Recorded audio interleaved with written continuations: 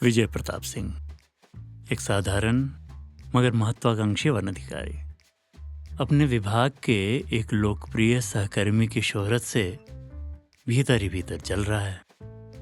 कुछ कर दिखाने की बेचैनी में वह एक ऑपरेशन की रूपरेखा बनाता है। शिकार, कैमरा, अखबार सब तय है। गांव वाले भी साथ आ जाते हैं। जूनियर अफसर अपनी भूमिका में उतर आते हैं और जंगल बन जाता है एक सरकारी तमाशे का मंच।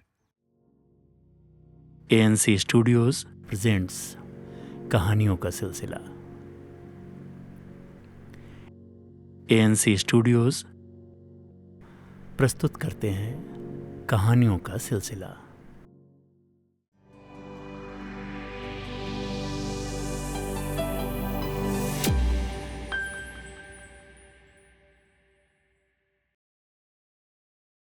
आज की कहानी है साहब का हाथी।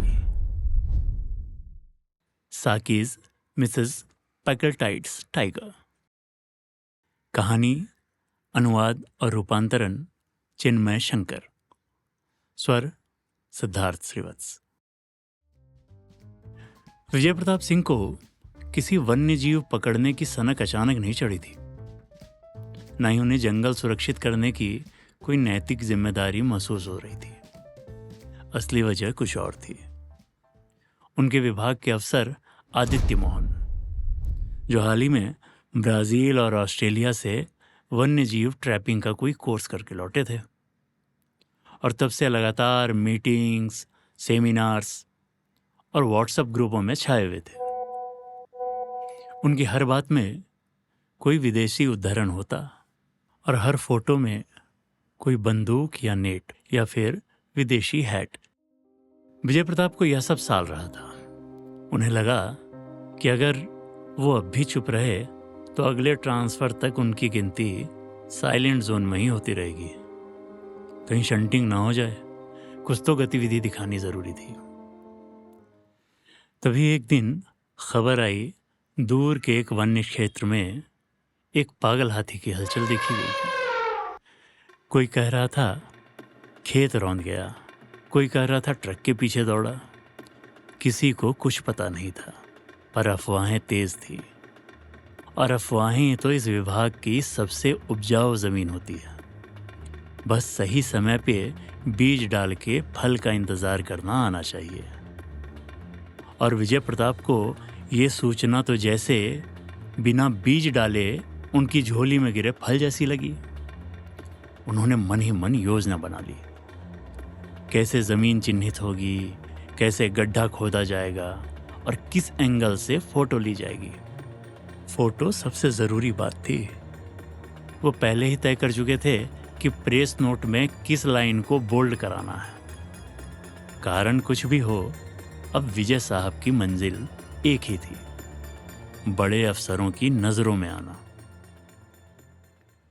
परिस्थितियां अनुकूल थी। हाथी की मौजूदगी की खबर सुनते ही विजय प्रताप ने स्थानीय वन कर्मियों को इशारा कर दिया कि इस मामले को गंभीरता से लिया जाए। उन्होंने ज्यादा वक्त और जोखिम से बचते हुए सीमित संसाधनों के साथ एक ऑपरेशन की रूपरेखा बना डाली। सौभाग्य से पास के गांवों में यह चर्चा पहले से थी कि एक उन्मादी हाथी इधर उधर घूम रहा है, जिसने खेतों में घुसपैठ की है और वह नहर की पटरी तक तोड़ दी है उसने। असल में क्या हुआ था यह किसी को नहीं मालूम, पर कहते हैं ना कि अफवाह में सच्चाई से ज्यादा ताकत होती है। गांव के कुछ ठेकेदारों को जैसे ही भनक लगी कि अफसर साहब इस केस को सीरियस ले रहे हैं, उनके भीतर का शिकार प्रेमी और ठेकेदारी मन एक साथ जाग उठा। कुछ ने झाड़ी साफ करने का ठेका ले लिया, कुछ ने खुदाई के लिए मजदूर भेजे और कुछ ने सुझाव दिया कि अगर स्कूल की पुरानी दीवार के पीछे एक गड्ढा खोद दिया जाए और हाथी को बहकाया जाए तो उसे गिराकर पकड़ा जा सकता है। युवाओं को जंगल की सीमाओं पर इस हिदायत के साथ तैनात किया गया कि अगर हाथी कहीं और निकल जाए तो ढोल पीटकर उसे वापस गांव की ओर भगाना है। कतारी के कुछ गट्ठर, जिसे गन्ना भी कहते हैं, और अनाज के बोरे यूं ही बिखेर दिए गए जैसे भूलवश छूट गए हों। पर हर चीज सोची समझी चाल थी। सब कुछ ठीक चल रहा था, बस एक डर था, कहीं हाथी इस सारे अभियान से पहले ही ना निपट जाए। कई औरतें जो दिन भर खेत में काम करके बच्चे पीठ पर लादे खुखड़ी चुनते हुए लौटती थीं, अब जंगल में गाते हुए धीमा सुर अपनाने लगी थीं। कहीं साहब का हाथी चौंक कर रास्ता न बदल जाए। और फिर निर्धारित दिन आ ही गया।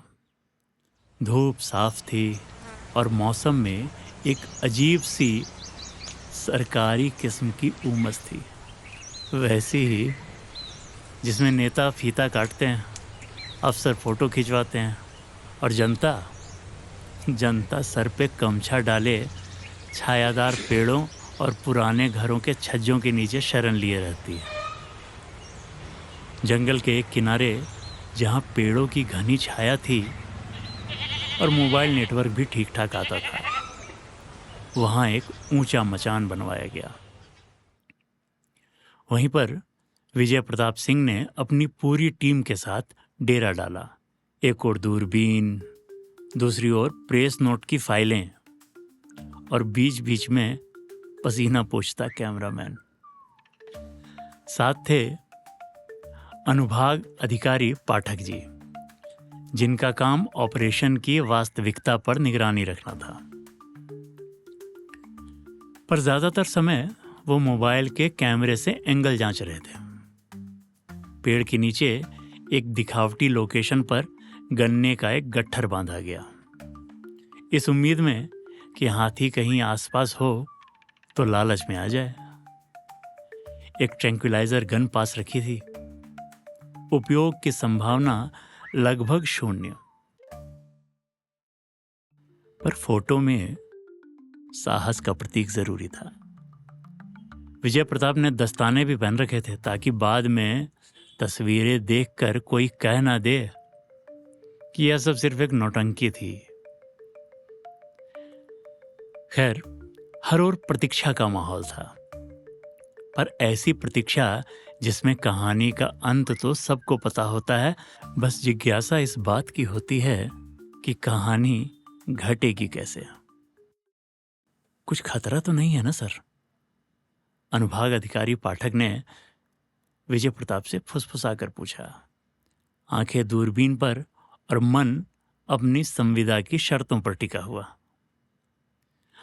असल में पाठक जी को हाथी से नहीं, किसी भी ऐसे काम से डर लगता था जो उनके निर्धारित वेतन से आधा पौना इंच भी ज्यादा की जिम्मेदारी मांगे। बकवास, विजय प्रताप ने हुमक कर कहा। हाथी बूढ़ा है, दीवार पर भी नहीं चढ़ सकता, मचान क्या चढ़ेगा यार। अगर बूढ़ा है तो रेट कम होना चाहिए था, पाठक ने ठंडी सांस छोड़ते हुए कहा। 50,000 खर्च करवा दिए।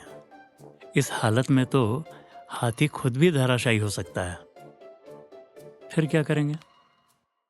पाठक साहब को पैसों से गहरा लगाव था।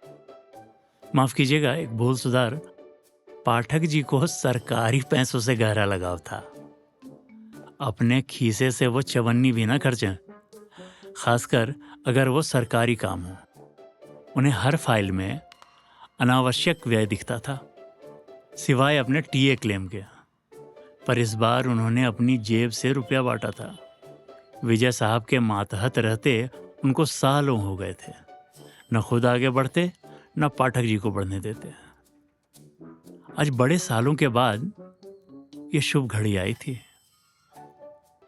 अब सब शुभ शुभ हो, पाठक जी बस यही सोच रहे थे। इन्हीं विचारों के बीच अचानक झाड़ियों के पार एक आकृति दिखी, भारी, धूल से सनी और थकी हुई। वो आकृति हाथी की लग रही थी। हाँ, हाथी ही था, पर बड़े निरपेक्ष भाव से चल रहा था। उसने गन्ने की गट्ठर को देखा, फिर जैसे जमीन पर बैठने की सोचकर कुछ पल रुका। न वो उग्र था न उत्तेजित, बस थोड़ा थका हुआ सा लगा, जैसे लंबी पैदल यात्रा के बाद थोड़ी देर छांव में रुकना चाहता हो। मुझे लगता है बीमार है, पाठक ने जानबूझकर तेज आवाज में हिंदी में कहा, ताकि पास के पेड़ पर बैठे सरपंच तक बात पहुंच जाए। चुप रहो, विजय प्रताप ने आंखें तरेड़ते हुए कहा, और ठीक उसी वक्त हाथी धीरे धीरे गन्ने की ओर बढ़ा। अभी अभी अभी अभी, पाठक ने उत्तेजना में कहा, शूट कीजिए। अगर खाए बिना चला गया तो बोनस क्लेम नहीं होगा। क्योंकि गन्ना एक्स्ट्रा आइटम था, बिल में अलग से चढ़ा था। राइफल की आवाज गूंजी, जोरदार, फिल्मी। हाथी एक पल को झटका खाकर एक और झुका और फिर गिर पड़ा। एक पल को सन्नाटा और दूर गांव की ओर से ढोलक की थाप सुनाई पड़ने लगी। उत्सव वाला जयघोष भी हुआ। गांव वाले दौड़ पड़े, कोई झंडा लेकर, कोई मोबाइल वीडियो चालू करके। शोर, जयघोष और बधाई का माहौल था। और इस भीड़ के बीच विजय प्रताप के चेहरे पर वही मुस्कान थी जो डिपार्टमेंटल बजट क्लियर होते वक्त आती है। अब बस हाथी की फोटो फेसबुक और व्हाट्सएप पे चस्पा हो जाए तो बात बन जाए। प्रेस फोटोग्राफर्स की टीम हाथी की ओर बढ़ी। किसी भी तरीके से किसी भी गोली का कोई सुराख नहीं था हाथी के शरीर पर। गोली रामादीन की बकरी को लग गई थी, जो गन्ने के लोभ में वहां आ गई, पर शोर शराबे में किसी का उस पर ध्यान नहीं गया। विजय प्रताप ने भी देखा, पर वह कुछ बोलते उससे पहले ही पाठक जी ने चुप रहने का इशारा किया। उधर गांव वालों की भीड़ बढ़ती ही जा रही थी। बधाइयों का तांता लगा हुआ था। वन्यकर्मी फटाफट हाथी को क्रेन से हटवाने की व्यवस्था में लग गए। विजय प्रताप की फोटो जो हाथी के साथ खिंचवाई गई थी, अब दफ्तर की दीवार पर टंगी थी। लोग आते जाते देखते थे। कोई तारीफ करता, कोई समय गुजारने के लिए कैप्शन पढ़ता। वन्य विभाग के अफसर की बहादुरी से टला हाथी का खतरा। पर फोटो खींचने और अखबारबाजी के बीच में जो भी कुछ हुआ, उसकी कोई फाइल नहीं बनी। पोस्टमार्टम रिपोर्ट खुद ही पुरानी हो गई।